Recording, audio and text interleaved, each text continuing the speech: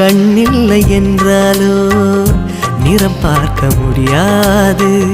நிறம் பார்க்கும் உன் கண்ணை நீ பார்க்க முடியாது. குயில் இசை போதுமே, அடக்குயில் முகம் தேவையா? உணர்வுகள் போதுமே, அதன் உருவம் தேவையா? கண்ணில் காட்சி தோன்றிவிட்டால் கற்பனை தீர்ந்துவிடும். கண்ணில் தோன்றா காட்சியில்தான் கற்பனை வளர்ந்துவிடும். பாடல் போல தேடல் கூட ஒரு சுகமே.